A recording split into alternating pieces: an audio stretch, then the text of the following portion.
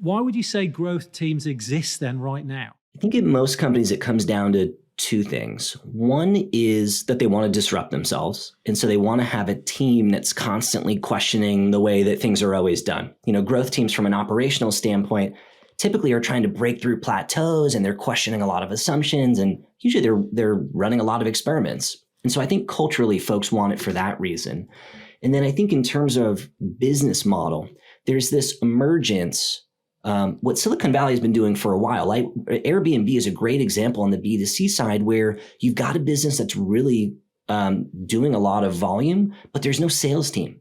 And so you almost need this e-commerce for software companies and SaaS companies. And that's really what growth, in my opinion, has emerged out of. Airbnb is certainly like an early great example. And now with the emergence of product-led growth, you have all these B2B companies doing very similar things. The Slacks, the Zooms, these types of companies that have a really small sales team and a ton of customers. And someone who works on a growth team is typically working on commercializing the traffic and turning them into customers without leaning on all of the one-to-one interactions from a typical sales team.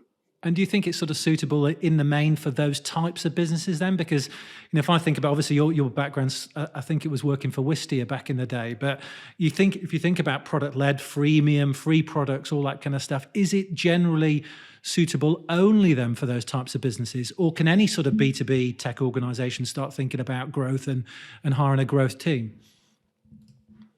I think so. I think it depends how you scope it.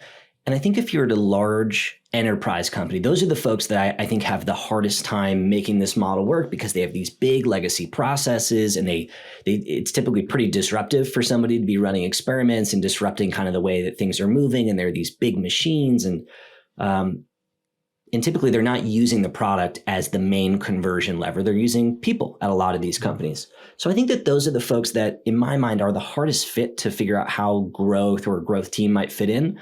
But I think for 85% of B2B software companies, I think they could really benefit by having a team who's working cross-functionally, thinking about how do we drive more conversions, upsells, and ultimately revenue. And I think that it's a really powerful value add.